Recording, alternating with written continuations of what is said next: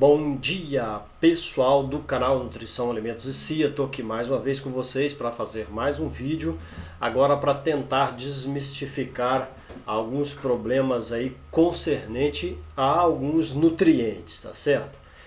Eu fiz um vídeo há alguns dias atrás falando e fazendo a experiência do sal rosa do Himalaia para a gente ver o resíduo que há no sal rosa do Himalaia, ou seja, os sedimentos que seriam deixados quando ele fosse diluído, ou seja, tudo aquilo que sobrou quando o sal rosa foi diluído. Você pode assistir esse vídeo aqui, ó. Vai aparecer para você aqui, clicar e assistir ele, se você ainda não assistiu. Se você assistiu, você sabe que sobraram alguns resíduos no meu teste.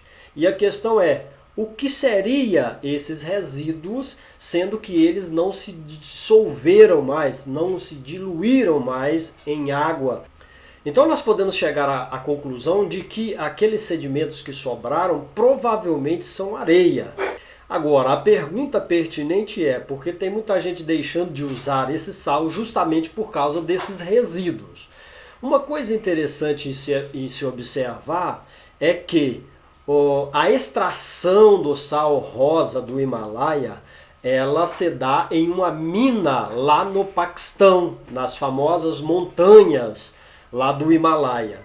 Eu vou deixar as fotos correndo aqui para você, mas essa extração ela é em uma mina, ou seja, o sal rosa do Himalaia, que assim é chamado, ele é coletado naquela área e isso aconteceu há milhares de anos, foi se depositando ali essa espécie de sal, né? Os geólogos entendem bem desse quesito e são retirados dali em forma, muitas das vezes, de pedras grandes. E depois tudo é trabalhado, moído, quebrado, e nós temos o sal rosa do jeito que nós compramos, em pedaços pequenos, em pedaços maiores. Você pode também comprar a pedra grande de sal rosa em algum lugar, deve vender, eu já vi isso.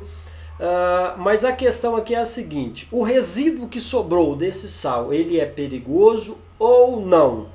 Há também a premissa de que eles estão colocando tinta no sal grosso normal, aquele que a gente usa para churrasco, para vender ele um pouco mais barato, dizendo que é o sal rosa do Himalaia. Bom, há controvérsias, isso deveria ser testado em um laboratório para ver se realmente esses pigmentos são de tintas comuns que a gente usa por aí na pintura. Bom, o que mais eu quero dizer é o seguinte: por que é que o sal rosa do Himalaia ele tem essa coloração rosa, que pode ir de um rosa mais claro até um mais avermelhado?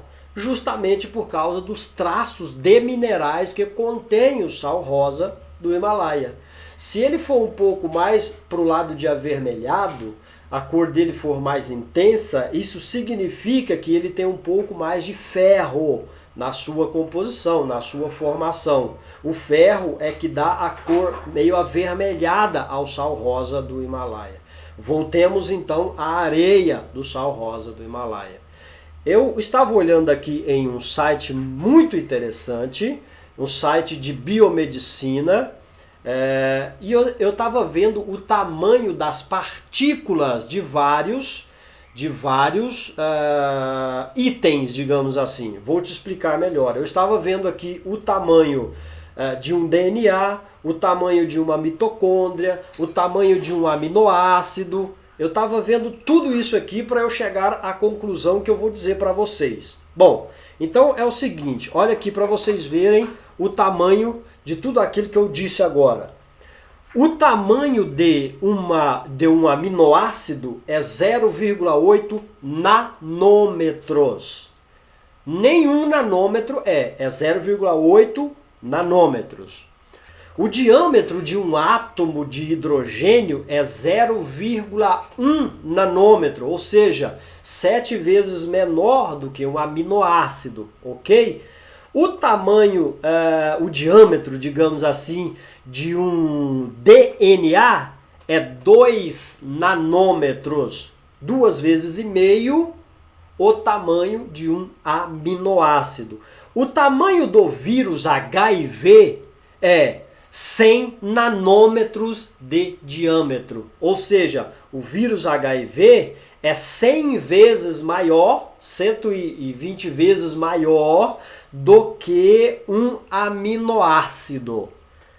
Bom, eu quero chegar à conclusão de que a absorção no seu organismo é feita no seu intestino. E o intestino, ele tem, as paredes do intestino é revestida por microvilosidades, que são, digamos, perfurações por onde entram todos os nutrientes para o nosso corpo, ok?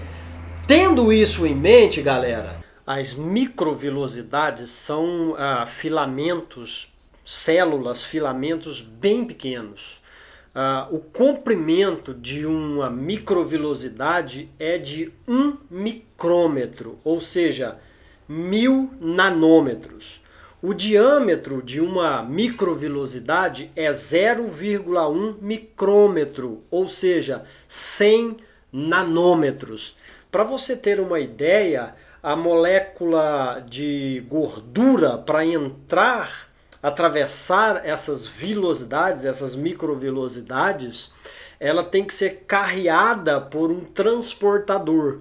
A molécula, para carrear a gordura, para atravessar as microvilosidades, elas têm 6 nanômetros, ou seja, é algo muito pequeno.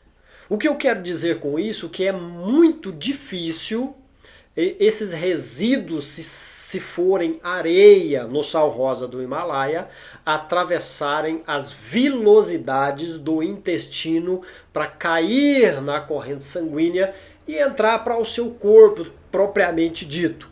Porque, na verdade, o tamanho de um grão de areia é de 64 micrômetros. Isso. A partícula menor de areia é 64 micrômetros, ou seja, 64 mil vezes maior do que um aminoácido. E também 10 vezes, 640 vezes maior do que a espessura, o diâmetro da microvilosidade. Não tem como ele atravessar aí. Tá ok? Então eu chego à conclusão de que, mesmo que houver uma porcentagem razoável de areia no sal rosa do Himalaia, essa areia não vai penetrar o seu sistema, porque as vilosidades do estômago, do intestino, não deixam eles ultrapassarem essa barreira, eles não cabem lá, eles são muito grandes. Então, muito provavelmente, isso vai ser excretado junto com as suas fezes, a não ser que provoque algum mal às paredes do intestino, que talvez não aconteça. Deveria ser feita uma pesquisa muito complexa para ver todo esse procedimento, ok? Então, talvez não seja motivo para pânico esse problema da areia no sal rosa do Himalaia, tá ok? Até porque esses resíduos, eles provavelmente vão estar mesmo em qualquer sal, em qualquer origem desse sal rosa do Himalaia, porque ele não é trabalhado pelas indústrias para tirar resíduos, ele é integral, ele é natural. Quanto à coloração com tinta, já é outro departamento. Então fica aí essa dica para você, para a gente tentar entender mais um pouquinho esse esquema. Tá ok, galera? E eu fiz o teste também com o sal de cozinha normal. O sal de cozinha normal, ele não fica resíduos. Não há resto de resíduos quando você faz a diluição do sal normal de cozinha. O sal normal de cozinha também, alguns, inclusive um médico que eu admiro muito, diz que ele tem areia na sua composição e também vidro na sua composição. O que eu não acredito ser verdade, porque justamente a areia, por mais pequena que ela seja, ela não consegue ultrapassar a barreira do seu intestino. O vidro também provavelmente não, porque são partículas grandes. Então isso provavelmente não vai acontecer, ok? Então fica isso aí para você aprender um pouquinho mais junto comigo e até o nosso próximo vídeo.